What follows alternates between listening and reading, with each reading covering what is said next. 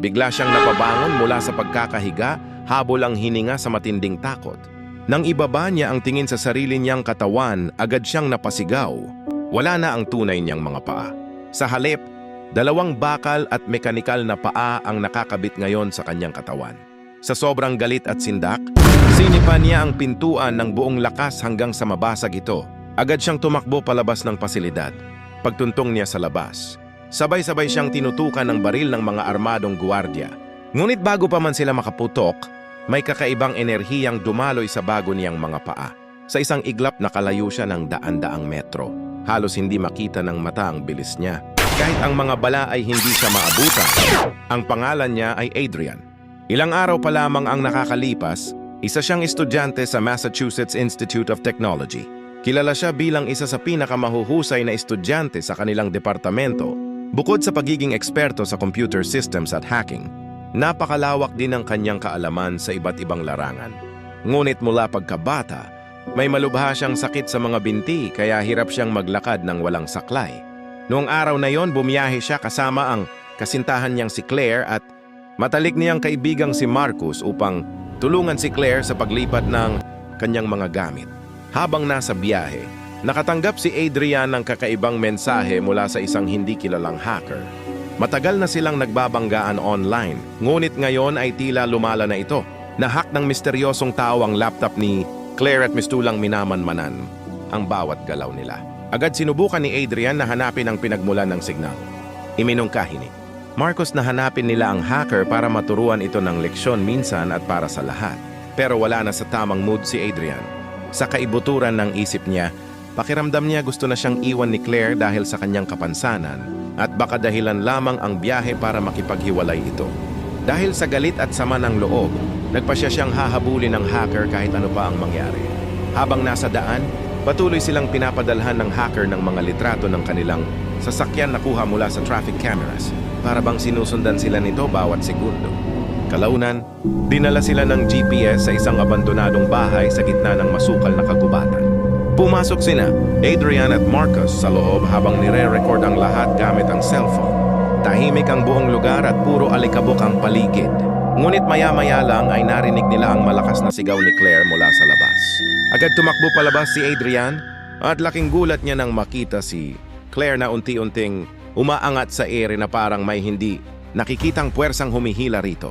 Bago pa siya makalapit, isang nakakasilaw na puting liwanag ang tumama direkta sa kanya. At pagkatapos noon, nawalan siya ng malay. Hindi niya alam kung gaano katagal siyang walang malay. Pagmulat niya ng mga mata, nakaupo na siya sa isang wheelchair habang manhid ang buo niyang katawan. Sa harapan niya ay may lalaking nakasuot ng makapal na hazmat suit. Nagpakilala ito bilang si Dr. Voss. Sinabi ng doktor na tutulungan daw siyang maibalik ang kanyang alaala. Ipinaliwanag nito na may nakasalamuha silang hindi pangkaraniwang organismo mula sa kalawakan at posibleng nahawaan silang lahat. Sa loob ng maraming araw, paulit-ulit siyang tinatanong ng mga doktor, ngunit wala siyang maintindihan sa mga nangyayari. Ang gusto lamang niya ay makita sina Claire at Marcus, pero walang sumasagot sa kanyang mga tanong. Isang umaga, habang dinadala siya sa laboratorio, bigla niyang nasilayan si Claire na nakahiga sa isang kama sa loob ng isang silid. Agad niyang sinubukang lapitan ito, ngunit hinarang siya ng mga bantay. Pagbalik niya sa kanyang kwarto, may narinig siyang pamilyar na boses mula sa kabilang silid. Si Marcus iyon. Agad niya itong tinawag at ikinuwento ang nakita niya kay Claire. Sinabi naman ni Marcus na may ipinainom daw sa kanya ang mga doktor at mula noon ay pakiramdam niya ay may mali sa tibok ng kanyang puso. Nagkasundo silang dalawa na ipapaalam nila sa isa't isa ang lahat ng mapapansin nila sa lugar na iyon. Mula noon, sinimulan ni Adrian na obserbahan ang bawat detalye sa pasilidad. Minemorya niya ang mga code ng pintuan, ang schedule ng mga guwardiya, at kung sino-sino lamang ang may access sa iba't ibang bahagi ng gusali. Muli siyang ipinatawag ng mga doktor. Naglagay sila ng iba't ibang hugis at kulay sa harapan niya upang subukan ang kanyang pag-iisip, ngunit tumanggi siyang sumagot. Hindi ako magsasalita hanggat hindi ninyo ako pinapakita kay Claire. Malamig niyang sabi, dahil doon napilitan silang dalhin siya sa silid ni Claire. Ngunit halos mawalan siya ng pag-asa nang makita niyang nakahiga lamang ito at walang malay. Pagbalik niya sa kwarto, muli niyang kinausap si Marcus. Ngunit kalagitnaan ng usapan nila ay biglang nawala ang boses nito. Kasabay noon nagkaroon ng aberya sa buong pasilidad. Namatay ang mga ilaw at may alarm na umalingaw-ngaw sa bawat sulok ng gusali. Agad nagtago si Adrian sa loob ng madilim na banyo. Pagbalik ng ilaw, may dalawang tauhang humila sa kanya palabas. Habang naglalakad sila sa hallway, napansin niya ang malalalim na bakas, ang kuko sa mga dingding na para bang may halimaw na kumawala roon. Muli niyang tinanong ang doktor tungkol kay Marcus. Ngunit malamig na sagot nito, walang taong nagngangalang Marcus ang dinala rito. Nanlaki ang mga mata ni Adrian. Impossible! Nakakausap ko siya araw-araw. Ngunit hindi na sumagot ang doktor. Pagbalik niya sa silid, paulit-ulit niyang tinawag si Marcus, pero wala nang sumasagot mula sa kabilang pader. Doon niya napagtanto na maaaring nakatakas na ang kaibigan niya. Dahil dito, nagpa siyang tumakas kasama si Claire. Sa loob ng maraming araw, kabisado na niya ang bawat daanan at security code sa pasilidad. Isang gabi, sinimulan niya ang plano. Tahimik niyang itinulak palabas si Claire habang umiiwas sa mga gwardya. Malapit na silang makatakas nang biglang sumulpot si Dr. Voss at pinigilan siya. Muli siyang nawalan ng malay. Pagmulat niya, nakahiga siya sa kama katabi ni Claire. Susubukan sana niyang hawakan ito nang biglang pigilan ng mga tauhan ang kanyang kamay. Nagalit si Adrian at nakipagbuno siya sa kanila. Sa gitna ng kaguluhan, nahulog siya mula sa kama. At doon niya nakita ang katotohanan. Wala na talaga ang tunay niyang mga paa. Pinalitan na ito ng makabagong mekanikal na mga binti. Ngunit kasabay noon ay napansin niyang kaya na niyang maglakad ng normal. Hindi lang normal. Napakalakas ng kanyang bagong katawan. Sa isang malakas na sipa, winasak niya ang bakal na pintuan ng silid. Isa-isang bumagsak ang sinumang humarang sa kanya habang mabilis. Siyang tumatakbo kasama si Claire. Habang bumababa sila gamit ang elevator, sinubukan silang pigilan ni Dr. Voss. Kapag lumabas kayo rito, hahabulin kayo ng mga nilalang na yon. Sigaw nito, mas ligtas kayo rito. Ngunit hindi na nakinig si Adrian. Matapos nilang daanan ng mahabang lagusan, tuluyan silang nakalabas ng pasilidad.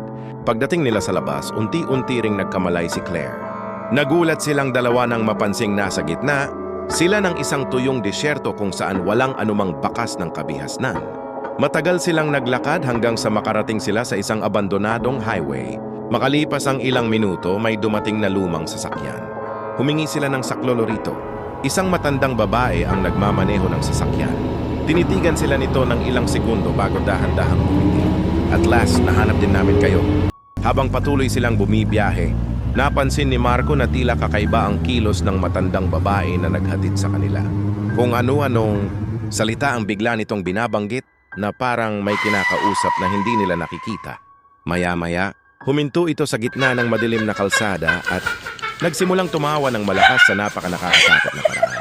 Dahil dito natakot sina Marco at Ella kaya agad silang bumaba ng sasakyan.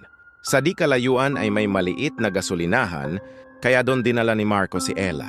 Pinaupo niya ito sa likod ng isang truck habang sinusubukan niyang tumawag sa kanilang bahay gamit ang lumang telepono sa estasyon. Ngunit sira pala ang linya. Habang desperado siyang naghahanap ng paraan, bigla niyang napansin na umaandar na ang truck na pinag-iwanan niya kay Ella. Nasa loob pa rin si Ella. Agad na naisip ni Marco na kasabwat ng doktor ang driver at ibinabalik si Ella sa lihim na pasilidad. Kaya dali-dali niya itong hinabol. Nakakagulat dahil napakabilis niyang tumakbo gamit ang kanyang mekanikal na mga binti.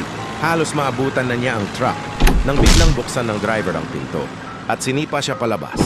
Ngunit hindi sumuko si Marco. Kahit sugatan, muli niyang hinabol ang truck. Kahit sobrang bilis ng takbo nito, nagawa pa rin niyang makahabol dahil sa lakas ng kanyang bagong robotic legs. Samantala, nakakita naman si Ella ng baril sa loob ng truck kaya tinutukan niya ang driver. Pagkatapos ay pinagsikapan, nilang itapon palabas ang lalaki. At sila mismo ang tumakas gamit ang sasakyan. Matagal silang naglakbay hanggang sa makarating sila sa dulo ng kalsada. Wala nang daan sa unahan kaya napilitan silang bumalik. Ngunit habang umiikot sila, napansin ni Marco na bumabalik lamang sila sa parehong lugar na dinaanan nila kanina. Doon nila nakita ang isang lumang visitor center. Pagpasok nila, may nakita silang mapa ng buong lugar. Nakasaad doon na iisa lang talaga ang kalsada sa buong paligid. Lalong naguluhan si Marco habang patuloy namang humihina si Ella. Dahil dito, napagdesisyonan nilang magpalipas muna ng gabi roon. Ngunit pagsapit ng gabi, dumating ang mga tauhan ng doktor. Tahimik na nagtago sina Marco at Ella sa loob ng gusali. Habang nagkukubli, bigla nilang nakita ang kaibigan nilang si Leo, ang parehong Leo na nakatakas, noon sa pasilidad. Ngunit ngayon, ganap nang napalitan ng bakal ang kanyang dalawang braso. Doon nila naintindihan kung bakit may malalalim na bakas ng kamay sa mga pader nung tumakas si Leo dati. Napansin din ni Marco na pareho ang numerong nakatatak sa kanyang braso at sa likod ng leeg ni Ella. Ipinaliwanag ni Leo na kapag pinagsama-sama ang mga numero nito, ang sagot ay 51. Ibig sabihin, nasa sikretong lugar sila kung saan nagsasagawa ng eksperimento ang mga siyentista. Hindi sila tao para sa mga ito, mga daga lamang sila sa loob ng laboratorio. Kinabukasan, muli silang tumakas gamit ang truck. Habang nasa daan, may nakita silang checkpoint. Sinubukan nilang lagpasan ito ngunit agad na naipit ang truck dahil sa malalaking bakal. Naharang na lumabas mula sa lupa. Bumaba agad si Marcus at tumakbo. Papunta sa control room kung saan ang laptop na kumokontrol sa sistema. Ngunit bago pa niya maalis ang harang, tinamaan ng bala ang kanyang salamin kaya lumabo ang kanyang paningin. Dahil dito, hindi na niya maipasok ang code at hindi na niya mahack ang system doon kaya bumalik siya sa labas at gamit ang napakalakas niyang robotic arms. Winasak niya mismo ang bakal niya. Dahil doon, nakatakas si Andrea at Claire ngunit naiwan si Marcus. Marami na siyang tama ng bala. Napaluha sina Andrea at Claire habang nakikita ang sakripisyo ng kanilang kaibigan. Nagpatuloy sila sa pagtakas hanggang sa marating nila ang isang napakalaking tulay ngunit sa gitna nito ay naghihintay ang doktor. Bago pa man makarating ang truck, naghagis ang mga tauhan ng doktor ng matutulis na bagay sa kalsada.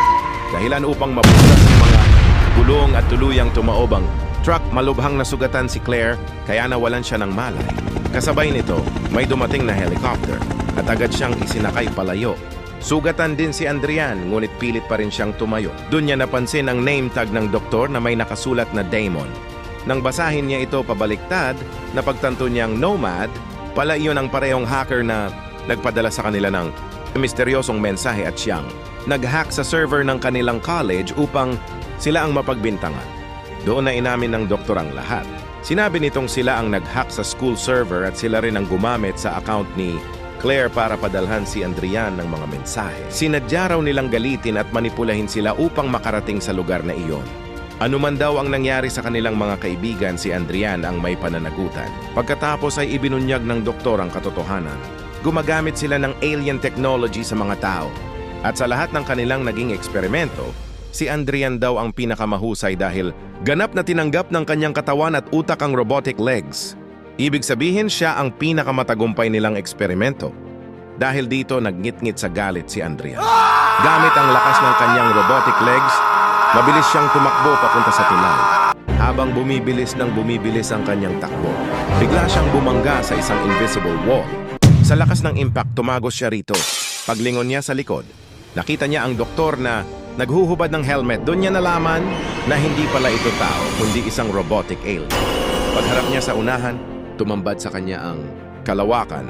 Doon niya naintindihan ang nakakakilabot na katotohanan. Wala na pala siya sa Earth, kundi nasa loob ng isang alien spaceship. Ang serial number ng spaceship ay 23,541. Ang parehong numerong nakasulat sa kanyang braso at sa balikat ni Marcus. Ibig sabihin, hindi talaga iyon Area 51, isa pala itong alien ship na pagmamayari ng mga robotic alien at ginagamit nila ang mga tao bilang eksperimento para sa kanilang teknolohiya.